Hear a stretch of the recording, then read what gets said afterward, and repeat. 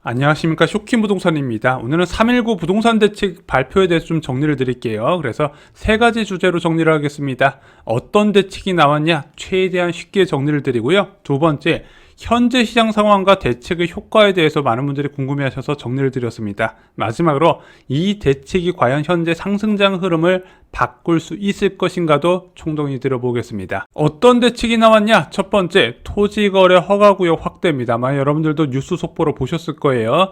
강남구, 서초구, 송파구, 용산구 전체 아파트 2200개 단지에 40만호 규모의 아파트가 적용이 됐습니다. 2025년 3월 24일부터 2025년 9월 30일까지 6개월간 적용이 되고요. 과열이 지속되면은 추가로 연장을 한다고 합니다. 3월 24일부터 체결된 신규 매매 계약건부터 적용이 되기 때문에 이미 가계약을 체결한 사람들은 서둘러서 본계약을 체결하셔야 될 것 같아요. 또한 내국인과 외국인 구분 없이 적용이 됩니다. 토지거래 허가구역이란 간단히 말씀드리면 갭투자 방지 대책이라고 보시면 돼요. 실거주 목적 아니면 취득을 제한하는 내용인데 네 가지 요건이 충족돼야 됩니다. 계약일로부터 3개월 이내 잔금을 치러야 되고, 잔금일로부터 6개월 이내 입주해야 되며, 입주 후 2년간 실거주를 해야 됩니다. 마지막으로 구입주택이 최종 1주택이어야 돼요. 아파트 중에 토지거래 허가구로 지정된 곳은 현재 압구정 아파트지구, 여의도 아파트지구, 목동 택지개발사업지구입니다. 여기에 지금 대치동, 삼성동, 청담동, 잠실동에서 재건축을 추진하고 있는 14개 단지도 지정이 된 상태인데, 이게 강남 상구와 용산구 전 지역으로 확대 적용이 된 거죠. 어떤 대책이 나왔냐? 두 번째, 조정대상 지역 및 투기과열지구 확대 지정 검토예요. 확대가 아닙니다. 지정 검토예요. 토지거래 허가구역 지정 이후에 시장 과열이 지속될 경우에 조정대상 지역 및 투기과열지구 추가 지정을 적극 검토하겠다. 참고로 이번에 토지거래 허가구로 지정된 강남구, 서초구, 송파구, 용산구는 이미 조정대상 지역 및 투기과열지구로 지정이 된 상태입니다. 조정대상 지역과 투기과열지구 그냥 간략하게 말씀을 드리겠습니다. 자, 부동산 3대 규제가 있어요. 대출규제, 세금규제, 거래규제가 있습니다. 자, 근데 모든 아파트에 이 규제를 적용할 필요는 없겠죠. 왜? 지방 같은 경우는 지금 미분양 때문에 난리니까. 그러면은 이 규제에 대해서 특정 과열 지역만 적용할 필요성이 생기게 된다는 겁니다. 그 특정 과열 지역을 규제 지역으로 묶는 게 조정대상 지역과 투기과열 지구예요. 예를 들어 보겠습니다. 현 제도 안에서 대출 한도가 얼마나 바뀌냐. 예를 들어 20억 아파트를 매도할 때 최대 대출 한도, 송파구 규제 지역이죠. 규제 지역의 아파트를 살 경우에 무주택자는 20억 아파트에 10억 대출까지 가능하고 유주택자는 6억까지 가능합니다. 왜? LTV 비율이 50%, 30%로 나눠지기 때문이에요.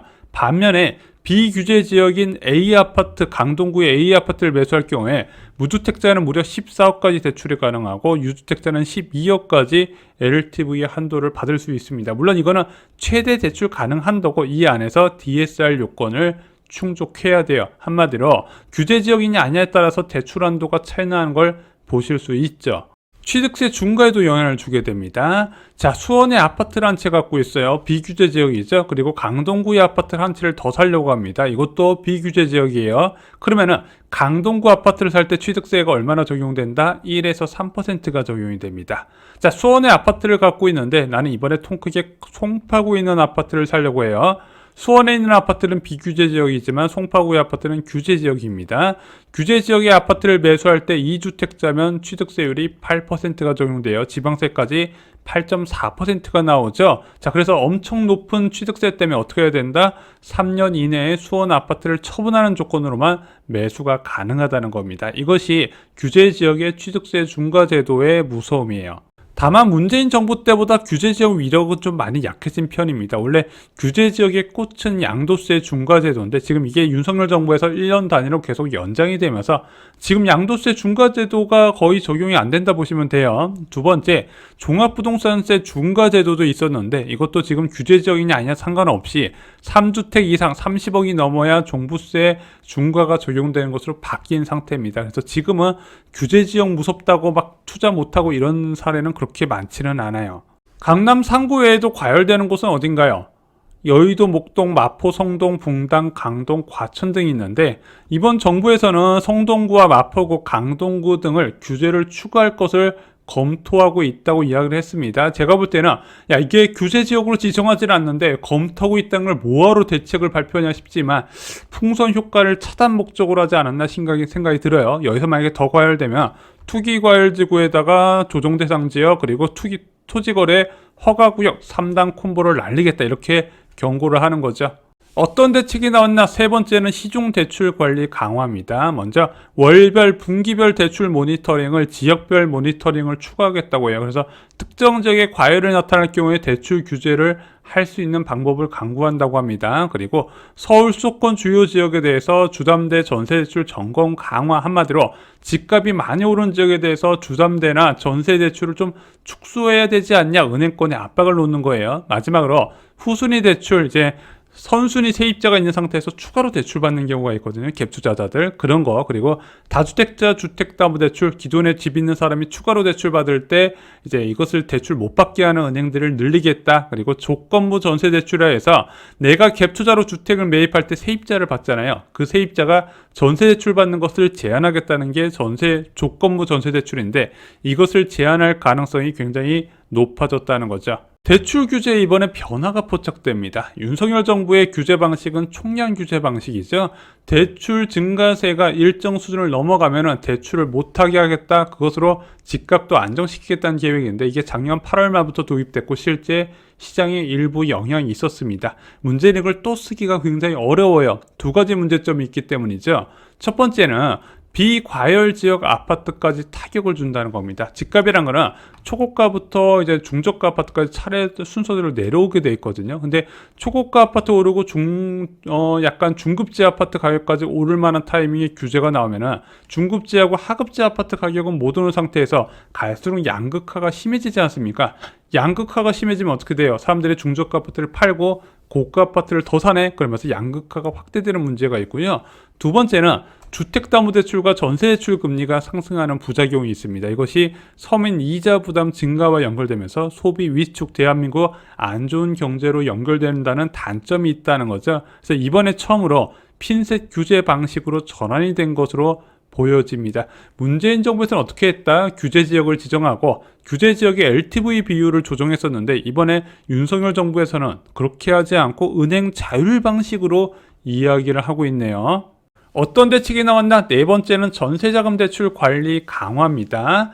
허그의 전세자금 대출 보증 책임 비율을 하향 일정을 5월로 조기화시킨다고 해요. 현재 100%에서 90%로 줄인다고 합니다. 이게 어떤 내용이냐? 아시다시피 전세는 사적 금융이에요. 목돈과 2년간의 주택 거주 권리를 교환하는 거죠. 근데 이런 사적 금융에 대출이 가능한 이유는 두 곳의 공적기관, 한 곳의 사적 금융기관이 보증서를 발급했기 때문에 가능합니다. 그것으로 전세자금 대출이 됐어요. 문제는 이 보증서를 발급할 때 보증 비율을 무려 100%나 하다 보니까 은행 입장에서 무위험 대출이 된 겁니다. 소득도 보지 않고 그리고 낮은 금리를 측정할 수 있게 돼요. 그것이 전세대출 수요 증가로 연결되면서 매매 가격 상승 요인이 된다는 겁니다. 한마디로 전세자금 대출 보증 책임 비율을 하향시킨다는 것은 은행 책임 비율을 올려서 금리 상승과 그리고 소득 요건들을 좀 더 깐깐하게 보는 여건을 만들려는 정책 당국의 의지라고 보셔야 됩니다. 다섯 번째는 정책대출 관리 강화입니다. 디딤돌 대출이나 버팀목 대출, 신생아 특례 대출 등이 대출 증가세가 높게 나타난다면 대출 금리를 추가로 인상하겠다는 거예요. 자, 이거 신생아 특례자금 대출 기다리시는 분들 많이 계실 텐데 이거 빠르면 5월부터 적용될 가능성이 있거든요. 지금 3월부터 이런 정책자금 대출에 적용이 되는 경기도하고 인천 지역 거래량이 폭등을 하고 있고 아마 제가 볼 때는 잠금 시점인 5월, 6월에는 이것이 증가세가 뚜렷하게 나타날 겁니다. 그러면은 금리가 올라갈 수 있어요. 어떤 대책이 나왔냐? 여섯 번째는 거래질서 확립입니다. 그래서 합동점검과 기획조사, 자금출처조사, 부정청약 단속에 들어간다고 합니다. 보통 이런 식으로 이제 단속에 들어가게 된다면 가족에게 많은 지원을 받은 매수자가 심리적 압박을 받고요. 또한 이런 경우 있어요. 타인 명의 매수 수요 차단, 아무래도 개인이 갖고 있는 주택수가 제한이 되다 보니까 뭐 집 없는 동생이나 친척 명의를 빌려서 주택을 매수하는 경우가 있거든요. 이런 것도 좀 차단되는 효과가 있긴 합니다. 이제 두 번째 주제로 넘어가 보겠습니다. 현재 시장 상황과 대책의 효과. 이번 대책의 핵심은 토지거래 허가구역 확대 방안입니다. 갭 투자자들의 접근을 차단시키는 거예요. 자, 그러면 이번에 적용된 강남 상구나 용산구의 갭 투자 비율이 얼마나 되는지 보면은 효과를 예상할 수 있겠죠. 강남 상구의 갭 투자 비율이 조국혁신당 차규근 의원의 국토부 자료 분석 결과로 나왔습니다. 2025년 2월 갭 투자 의심 주택 구입은 134건이라고 합니다. 아니, 갭 투자를 하는지 안 하는지 어떻게 알 수 있나요? 이런 규제 지역은요, 이제 자금 조달 계획서를 제출하는데, 자금 조달 계획서에 보통 실수요 목적이면 주택 담보대출을 받겠지만 갭 투자 목적이면 전세 보증금으로 부족한 자금을 채워넣겠다, 이런 식으로 나오거든요. 그렇게 나온 게 134건이라는 겁니다. 자, 2025년 2월에 강남 상구 전체 아파트 거래량을 봤더니 1183건입니다. 그럼 갭 투자 비율이 얼마나 되는 거예요? 한 11% 정도 되는 거죠. 이미 강남 상구는 실거주 중심의 시장입니다. 취득세 중과와 규제 지역에 따른 영향이죠. 그래서 이미 토지거래 허가구로 지정된 잠실주공 5단지나 압구정동, 목동, 여의도까지 할 것 없이 모두 다 신고가 행진이 이어지고 있다는 거예요. 현재 상급지 과열이 나타나는 원인은 간단합니다. 중급지 아파트를 처분하고 엄청난 대출을 받아서 상급지를 매수를 하고 있는 거예요. 그럼 토지거래 허가구역 제도가 이것을 막을 수 있냐? 못 막는다는 겁니다. 물론 일부 갭 투자 수요는 막을 수 있겠지만 그게 별로 효과가 없을 거예요. 아니, 10명 사던가 9명만 사면 그래도 효과 있는 거 아니야? 이게 매물수 조절입니다. 지금 진짜 상급지 같은 경우는요, 갭 투자 가능한 매물 말고는 매물 찾기가 되게 어려워요. 그래서 정말 막고 싶었다면, 이런 흐름을 막고 싶었다면요, 조정대상 지역과 투기과열 지구를 확대하고 LTV 비율을 강화시켰어요. 뭐 50%에서 30%로 줄인다거나 뭐 이런 식으로 접근했어야 되는데, 직접 규제가 아닌 은행권의 책임을 떠넘기는 방식으로 규제가 나왔다는 거예요. 근데 모든 은행이 다 따라서 하면 되는데 한두 군데에서 삐끗하면 그쪽으로 자금 수요가 몰릴 수가 있다는 거죠. 세 번째 주제, 시장 방향이 바뀔 수 있나요? 일단은 규제는 저는 이렇게 생각합니다. 시장의 예상보다 훨씬 강하게 나와야 된다고, 그래야 잠깐이라도 효과가 있다는 겁니다. 아니, 토지거래 허가구역 예상보다 큰 범위로 지정을 한 것 같은데 이게 과열을 꺼트릴 수 있지 않을까? 그렇게 보긴 어려워요. 제가 아는 한 토지거래 허가구역으로 집값이 하락한 케이스는 없었습니다. 얘가 매물도 줄인다 말씀을 드렸죠. 또한 부동산 시장 과열 억제의 우호적인 환경도 아닙니다. 규제가 효과가 있을 땐 일반적으로 입주 물량이 많은 겨울이에요. 자, 입주 물량 많을 때 어떤 일이 있어요? 매물이 증가하다 보니까 전세 가격이 좀 하락하지 않습니까? 그래서 매매 가격 상승도 좀 억제하는 효과가 있거든요. 근데 지금은 봄입니다. 입주 물량 효과가 덜해지고 전세값 상승 흐름이 나타나요. 특히 지금 경기도 지역이 그렇죠. 두 번째는 금리 인하 사이클이라는 겁니다. 이 금리 전망도 중요한데 앞으로 금리가 계속 떨어진다는 건 사람들이 다 알고 있어요. 이런 환경에서는 좀 더 사람들이 공격적으로 내 집 마련을 한다는 거죠. 종합부동산 대책에서 중요한 게 있습니다. 바로 풍선 효과 분석이에요. 강남 상구 매수 계획 포기해야 되나요? 그리고 3.19 부동산 대책의 최대 수혜지는 어디인가요?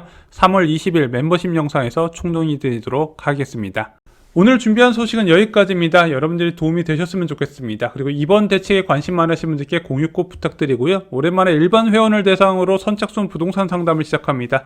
8분을 모시고 내 집 마련과 투자, 청약, 자산 리밸런싱에 모든 것을 답변 드립니다. 신청하시고 나서 7일간 네이버 프리미엄 콘텐츠 상담 게시판을 이용해서 자유롭게 댓글로 상담이 가능하고요. 궁금하신 거 다 저희가 답변을 드립니다. 그래서 신청은 고정 댓글을 확인하시기 바랍니다. 이상 영상 마치겠습니다. 감사합니다.